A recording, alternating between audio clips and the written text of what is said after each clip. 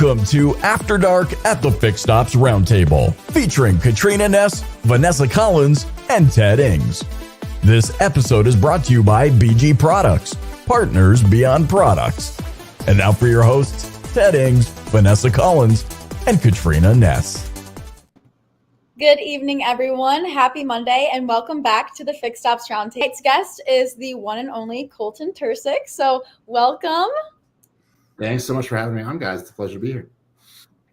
COLTON, how does it feel when you see your work on the screen like that and say, I put all that together, all that music and all those, designs? I instantly started jamming here off screen. I was like, hey, I've seen this, because it's not like I rewatch them all the time. So, only when it comes up in my feed do I get to enjoy it again. But I'm pretty sure I actually had that computer at one point in my life. It was a System 7 Mac. Ran off floppy disks, and I did have a CD drive, but love the theme. COLTON is with us tonight, everybody. We are lucky to have him in the house. You're going to get to ask questions of COLTON. I know the ladies have some questions. The 90s Rewind event is coming up. Katrina, it's exciting. We've been working, you and Vanessa, for, it seems, months now to get to this point. Yeah, and we're so excited. It's coming up really fast. You can get your complimentary tickets for our Fix Stops Roundtable 90s Rewind event. This will be happening May 13th, 14th, 15th, and 16th. You don't want to miss it because as soon as you enter, or as soon as you get your complimentary tickets and follow Dealer Scanning and Ted Ings Fix Stops Roundtable on LinkedIn, you will have the chance to win a free Apple Vision Pro with no purchase necessary. This could be yours. Just register for the event and follow those accounts. Wow. COLTON, did you know about the Apple Vision Pro? I did. I don't think I can enter, but that's a rad prize. It's a rad prize. $3,500 value item. And if they decide they don't want the Apple Vision Pro because it's too techy or whatnot, they can get the cash instead. Ooh, which is super nice as well. It's a large sum of money. So everybody going back maybe almost 2.5 years ago, we had to make a decision at the roundtable and look for a producer, somebody who was very capable of doing all of our events, who knew the virtual space, who knew the graphics and knew the whole layout. And COLTON was referred to me. COLTON, it's been nothing but, maddeningly successful since that time, since we got together. Yeah, no, it was, I remember what's funny is the woman that referred you to me is actually now still one of my team members and close friends. And she just didn't have the bandwidth at the time. She was like, hey, I got this guy who's got this great automotive thing going on. I don't know too much about it, but I can't take it on right now. Do you want it? And I was like, yeah, introduce him to me. And I actually started out with you doing the After Dark show, kind of a rebrand. The original intro was like my test project, and I had a lot of fun putting that together and the intro graphics for this little countdown to get you into the live show, the little outro. Some of that is still in play. I know we do a new one for every themed event, but after that, it's been, I think, 6 or 7 different themed events, 7 or 8 pop-up events. Like we've done some damage in terms of producing content together. So it's been great. Jeff Bogaski's in the chat tonight, as well as Jeremy Stevens, Tony Owens, Larry Sherman, Sarah is in there. Jeff, you're right. He does an amazingly good job. So COLTON, what's been your favorite theme so far? We've done, it feels like we've done more than that. Maybe that's all we've done, but it's been a lot. There's been some really good ones. I'm partial to Star Wars. I'm always partial to Star Wars. I have all 3 films and Laserdisc here hanging up on my wall. So I'm a huge Star Wars fan still to this day. The 90s is close, though. I'm a 90s baby, so I've got a lot of nostalgia for the 90s. My whole branded vibe is kind of like I was a 90s kid raised on the 80s, though. So if I had to rank them, it'd be Star Wars, 80s, 90s. Because that's just like what I grew up on, what I watched, what's carved my cinematic memories, all of that. So Sarah, you're right. He does make it incredible to watch. COLTON, this runs in your blood, right? This has been in your family. Tell us a little bit of background on that, if you don't mind. Yeah, so I grew up watching Laserdiscs with my dad. It's why I still collect them to this day. I'm a big physical media person. I've got something like 500 movies in my living room plus digital collections. But my dad worked in the film industry for many, many years.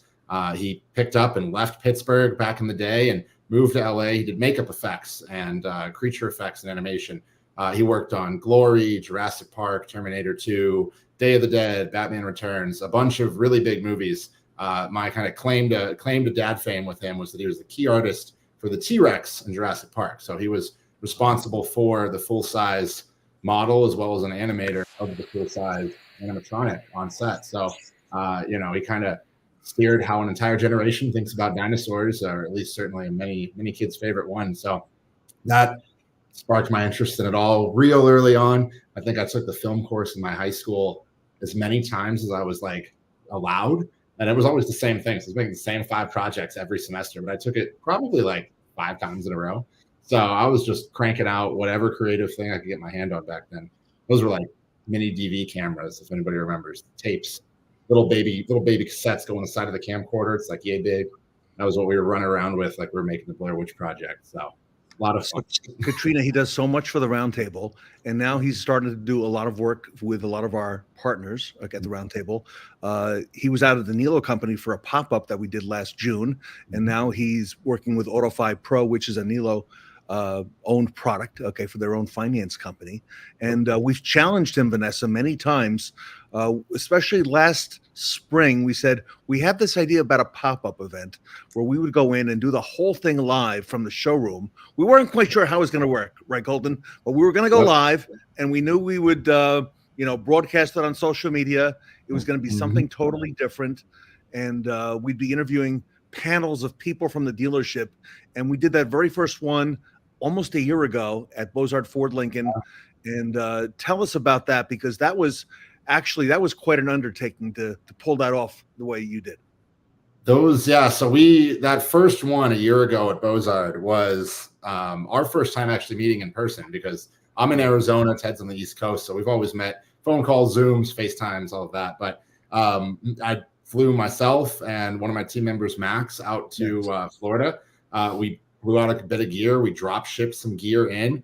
We set up the night before, and actually we did an after dark show, I think, live from the showroom that night. Live, yes. That was like our test. Like, okay, we'll make sure we're good to go with the after dark show, and then the next day we had our big pop up. But we wanted to run it nice and lean. Like I said, just 2 people, just myself and one other person, set up and ran the whole thing. With the logistical support of everyone on Ted's team, figuring it all out. But it was so much fun. Like that, there's something about live where like you don't get a chance to necessarily redo it. And so if you're, live cutting between cameras, if you're following someone with the camera, whatever it is in the moment, like you have to be dialed in, and knowing that you pulled off like the perfect timing on an edit, or just the right transition or framing on your shot in real time, where you don't get to, okay, everybody back to 1, we'll redo it. Like that is just some of the most fulfilling and exciting stuff to do. So that was a huge amount of fun. I'd also shout out to the Ford restaurant, because I think that was one of the best meals we had out of all of our pop-ups. I just want to say it was like 500 feet away. I think we ate there 3 times. It was great. But yeah, a great time out at Bozard. So Vanessa and Katrina have an idea for a project that's going to be similar, and it's going to be coming up in about less than 2 months, and it's going to be at Northwood. I know you have not been to the campus yet. You sent Max and the team there last time, but we're going to have what they call a full tank camp, and it's going to be a week long. Okay. And at the full tank camp, 6 days, pardon me, of fun. Katrina will explain it in just a moment, but we're going to do an after dark show live. Okay. Your specialty. Okay. And we're going to have a full day of activities, including some panels with a Fixed Ops Roundtable. Katrina, tell us more about the event. Yeah. So everyone is coming up on Wednesday for like our, friends and family and alumni day, and all of our Fixed Ops Roundtable friends as well. This will be Wednesday, the 26th, I believe. Yeah, that's correct. And we'll be doing different breakout sessions where you'll be able to interact with the youngest generation of automotive industry prospective students, I guess. So they're going to be high schoolers, and we'll do a bunch of different activities, a lot of fun, and then a lot of learning and engaging as well. So we're super excited for that. Katrina, is Tully Williams invited? He is, and I expect him to be there. I do. Okay. And you've got some special activities perhaps for him as well. I know you've been thinking about it, and we're going to start promoting them. By the way, a big shout out to Tully. Congratulations to him and his family. Tully is now a grandfather, okay, for the first time. Baby born just the other day, baby boy. Tully, congratulations. I know you haven't made the announcement yet on social media, but we're looking forward to seeing pictures and hearing all about the new addition to the family. So, yeah, hello, Grandpa talks a lot.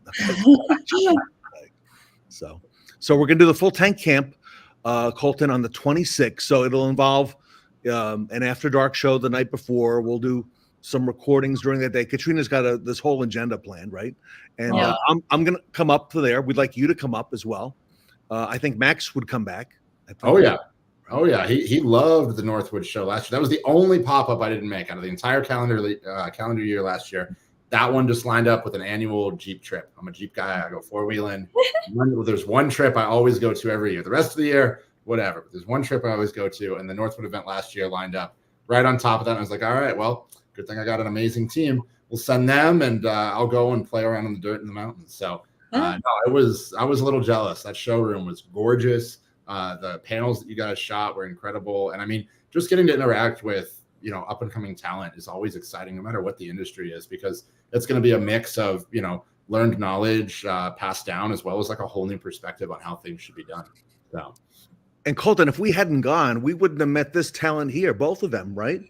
They were at the, running it. Katrina and Vanessa both had big parts in the program, and we got a chance to meet them in person. And we never, Vanessa, I never intended that we would go there, okay, and then offer an internship to you and Katrina. So I had been talking to Katrina on the phone, Vanessa, and we were, messaging with Cole Briggs, who was the general chair of the show, and we were heading up there. And Colton, I don't know if you remember the conversations, but I was a little concerned on the way up because we went to Detroit. And then we filmed some stuff there, and then we all, went up north from there. But I was like, gee, are they going to get this whole thing together? Because they got this auto show, and we're like this little pop-up event. Are they going to be able to pull this off? And then little by little, Katrina, Mike Stoll was calling me and introducing me to Matt Bennett, and then this other fellow named McDonald, who's a president of the university. And Katrina, it all came together. It did. And, that's part of our student run event. We all get certain roles and certain jobs and tasks. And I was the public relations chair. So I was in charge of dealing with him. And it was amazing. And it worked out. And Vanessa, what was your role? Because we met you the following morning at the Women in Automotive Roundtable. Yes. So I was the social media chair. So I was running around like a chicken with its head cut off the entire weekend, taking pictures. And that's where we met, was at the CDK Women's Roundtable event. And I was there with our little auto show camera that we were so happy to get last year. We have our own camera, and I was taking pictures. Oh. And Sarah spoke at that roundtable, and that was on a Saturday morning. That was a great last event that we were there, and then we all headed back. But Colton, I was very impressed. So I'm going to bring my daughter, whom you met, Jean. She's coming out to Northwood, for I hope for both June and for October as well. Oh, it'll be great to see her again. Sarah, I agree. They did a great job, and they're going to continue to do that. So, so what's in store, Colton? First of all, I know the ladies have questions for you. Let's get to that, because I know that's important stuff. Yeah, I'll shoot you with the first one. Where should someone start with video marketing? We know that you have helped edit some of our videos that Vanessa and I make, and you do all the graphics for the Fixed Ops Roundtable. So where should someone start? Absolutely. So whenever someone comes to me and says, hey, I want to do video, I don't know exactly what, but I want to get into it. I always ask them, what are they trying to achieve in their business first? So I like to reverse engineer it. So for example, the Fixed Ops Roundtable, free event, more seats you get, more tickets you get, more attendees you get, bigger the event grows. So it's all about growing your audience. So all of the organic social media, all of the promo, everything that you guys do is all about building that community, building that audience up, and everything else follows after that. But other businesses might have, maybe a specific product they're selling. And so they need to move units. So they need an ad selling that specific product. Or maybe they're brand new to the scene. Nobody knows what they do or why they do it, or any of the important things that help someone, know, like, and trust you and then buy from you. So maybe we need to do education, some client testimonials. So What I would suggest to any business that's looking to get into video, whether it's just hiring a professional company or filming something on your iPhone and posting it on your company page, whatever that looks like for you, think about whatever you're trying to achieve in your business and work backwards from there.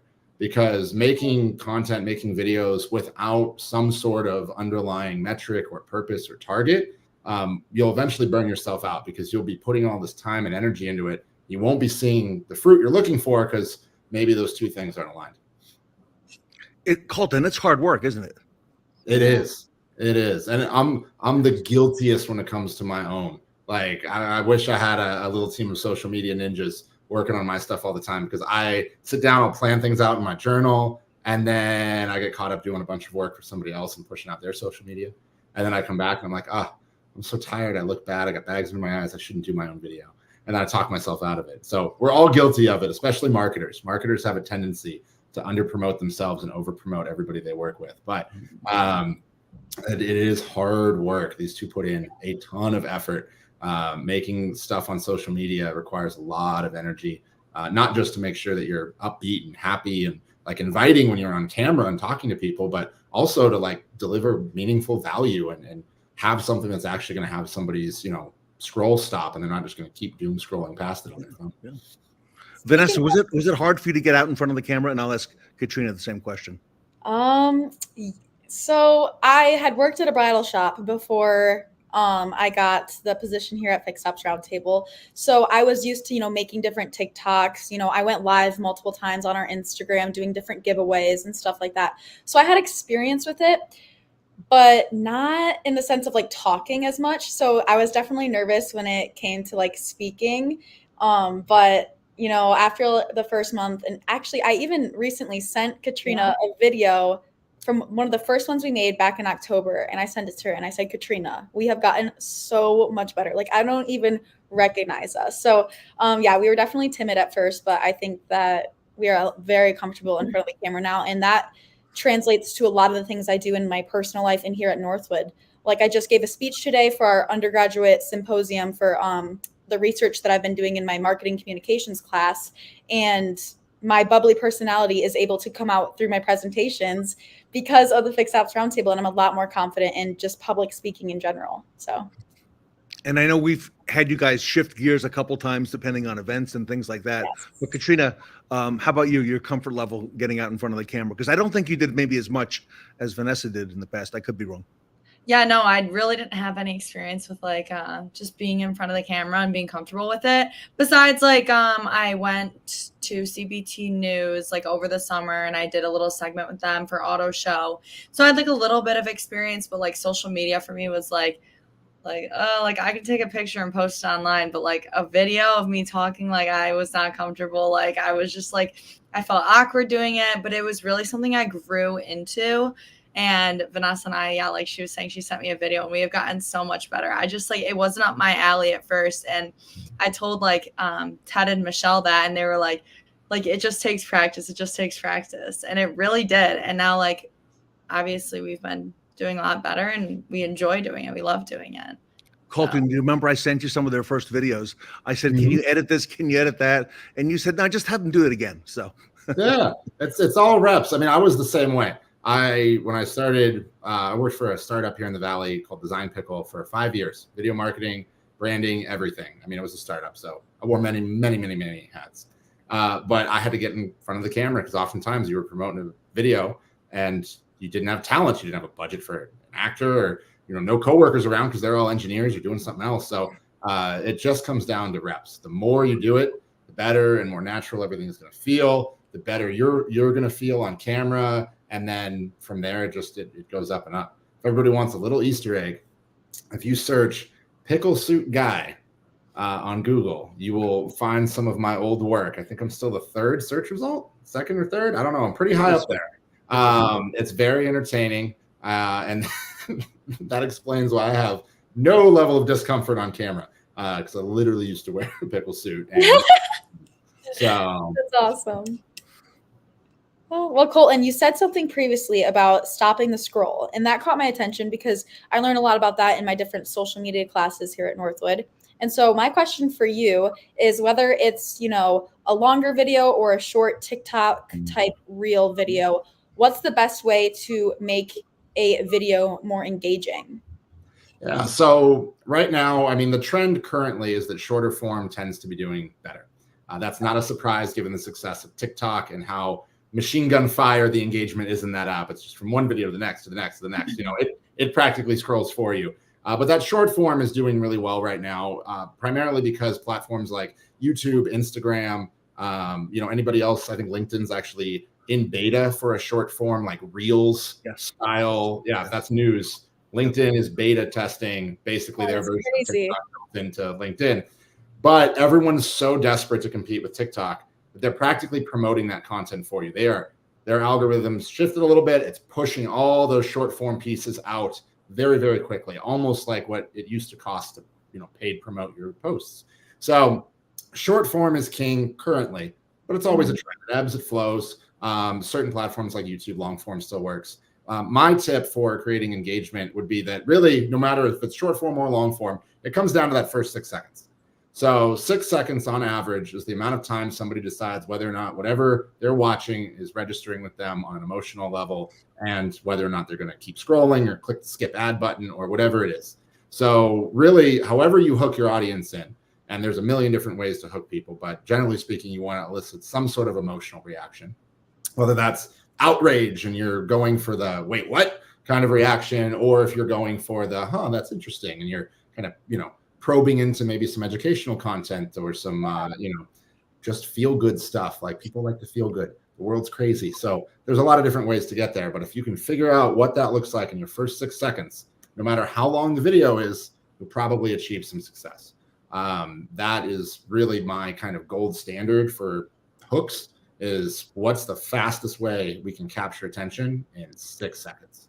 Because if we can't do that, there's a chance they might not watch it unless it's like very bottom of funnel videos, things like case studies and customer testimonials and like demo videos for software and services. Like those are different. Somebody's already pretty engaged, but social media, surface level, top of funnel stuff, 6 seconds or bust. That's really good to know. That's awesome. Yeah, and I can relate to that because, like, when I'm scrolling on my phone and going through TikTok, like, sometimes I'll get 2 seconds into a video and be like, nah, and then just scroll past it. And it's like, just in the blink of an eye, it's going to be out of my realm forever. Especially on TikTok, because then it like shuffles and you can't find what you were just looking at. I'm a terrible social media person because I'm not a big TikTok fan. I get my TikToks like an adult 5 days later on Instagram. You said that before. Oh, that's funny. And I've heard other people on social media, on LinkedIn, say, it's tough to compete with all the content that's out there, okay, and to gain traction. And like these ladies have been working on the event that's coming up. This event now that's coming up in 2 weeks from today, the 90s Rewind. They've been recording since February. I look at some of the first ones. There was snow on the ground where they went to that selfie shop in Saginaw, Michigan, and did the first videos there. But they've been working on that. That's 90 days, okay? So we've released a lot of that content, Colton, but there's some we haven't released yet, and we've been saving up a bunch of it because over the next 2 weeks, we want to control the narrative. We want to have like total domination, right, on all the platforms, so that people come to the Fixed Ops Roundtable. So a little crazy. It does become a bit of a volume game. Like I know that whole like 90 days of making content might sound intimidating to some people, but like you have to have the volume because whether or not you post regularly every day or every other day, or maybe you're posting multiple times a day, like LinkedIn's algorithm especially could feed your post to someone 3 days from now, even though you posted it today. Like it just depends on that person's feed. So, whether you're posting a large volume of content or you're worried about reposting something that you posted before, like just post it because there's a chance that somebody's going to see it not chronologically anyway, just because of the nature of the algorithm trying to guess what's most relevant to that person at that time, so the more saturation you have, the more chance it's got of going, hey, this one's relevant to this person today at 12:30, and then it'll feed that to them, even though you could have posted it days ago. Yeah, that's fair.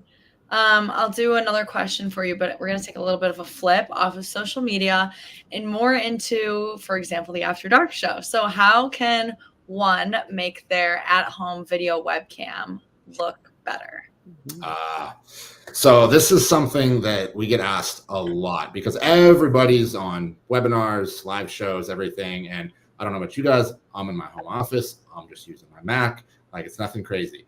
But the one thing that you can absolutely do to make even the worst webcam look better is adding a light.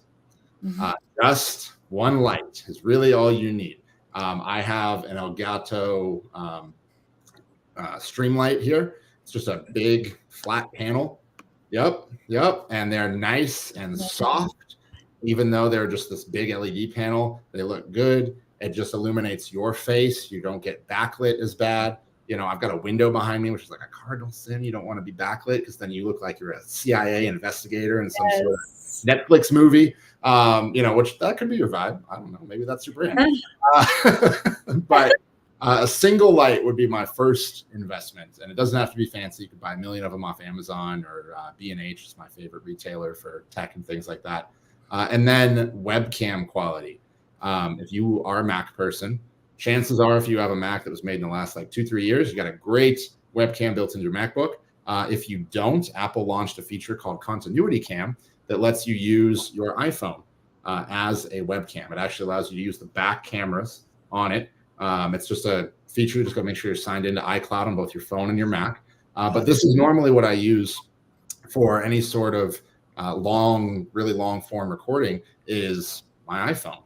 And it just with the computer, I can use the mic, everything. I don't need a headset, and the image quality is fantastic. So I use that on my computer that doesn't have a built-in camera, but I do have a little bracket that lets me travel with it, and I can throw it on my laptop as well. But yeah, those are the two easiest ways. Like talking like $100 or less, level up your setup. What are you using today as your camera? So today I'm on my MacBook Pro's camera currently, which is just so darn good. I don't feel the need to use my iPhone. But that is good. It's a wonder what they do. Now I remember these were all pixelated and junky, and I've owned, I don't even know how many webcams. I own all the stuff to hook up any one of my professional cameras to my computers if I really wanted to be extra. But really, Apple's stepped it up a good bit in terms of their camera quality. So sorry, Android folks. I know it's a whole subset of people I'm leaving off the table right now, but I don't know if they have a continuity cam for Android. Good advice, Colton. So for our audience who wants to reach out for the best in video content creation and maybe have questions for Colton on things that you're considering doing. Colton, I know you're very active on LinkedIn. Is that the best way? And I think we've also tagged Hard Copy Media on here as well. Ah, sweet. Yes, I am active on LinkedIn, just at my name, Colton TRCIC, as well as my company name, Hard Copy Media. You can also just email me, colton@hardcopymedia.com. Happy to answer any questions or jump on a call, even if you just want to bounce ideas, talk strategy, whatever it is. And yeah, we do all manner of video production, from social media to ads to pop-up events to live streams to events to photography, everything in between. If it's got media involved, we do it. I still cringe when people say, "Oh, isn't that just a Zoom meeting, okay, that you do?" And I think they have no idea, Colton, what goes on behind the scenes. I've done some of the most complicated Zoom meetings that you would ever imagine. Zoom is, think of Zoom like a window, okay? That's just a window. It's all what you put on the other side of it that matters. Yeah. So, and I know you've met a lot of the people who are in the chat tonight. Sarah Van Tyne, also Sean Kingery. We had a good time with Sean up in Wisconsin last summer. We had a fantastic time. That was a gorgeous dealership to be at. The weather was beautiful. We missed the CrossFit Games by just a couple of days. I could have turned that into a whole separate vacation, but no, Madison area in summertime. Gosh, I was falling in love all over that place with how beautiful it was. He was a wonderful host. Really took care of us well while we were up there. All right. So Colton, I'm going to come to you now. So tell us what's coming up here at the Fixed Ops Roundtable, coming up in just 2 weeks from now. Tell us a little bit about the show.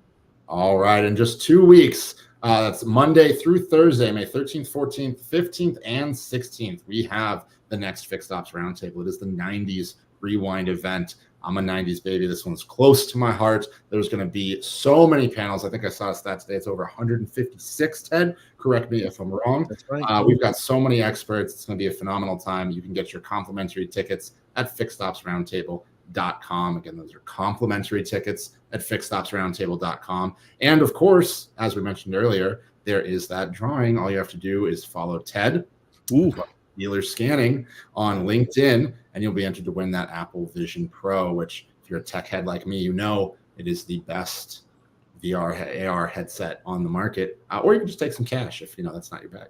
That's right. Don't take our job, Colton. You did so good at that. This team right here. Look at this team. Wow, these guys are great. All right, guys. I didn't mean to step on anybody's toes. We love to see it.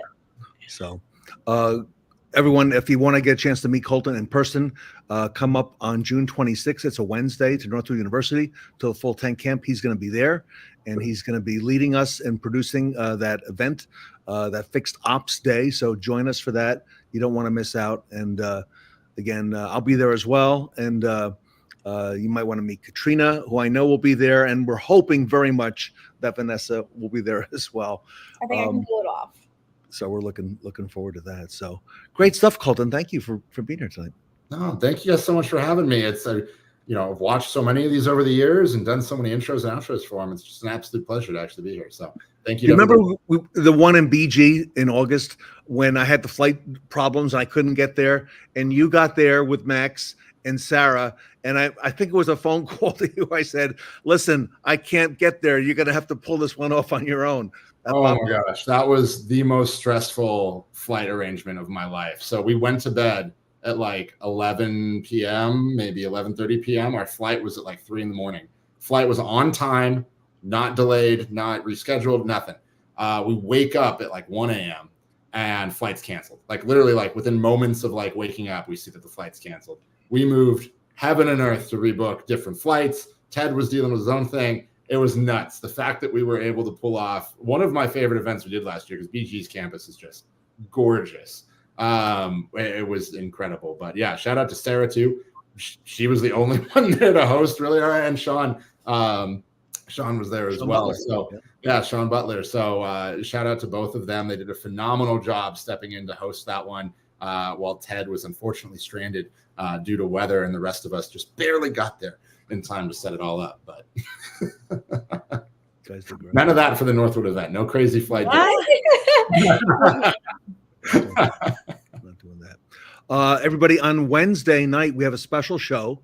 It's going to be in honor of our great friend Sean Butler. Tully Williams will be here. Ed Roberts will be here.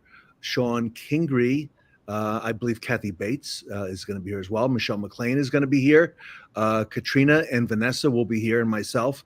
And we have a big night live on Wednesday. So join us. And we have a whole new round of things coming with Sean Butler. So please support us and be there on May 1st, 8 p.m. here on the After Dark show. So until that time, on behalf of Colton and Vanessa and Katrina, I'm Ted Ings. And thank you, everybody, for this great show tonight. We'll see everybody soon.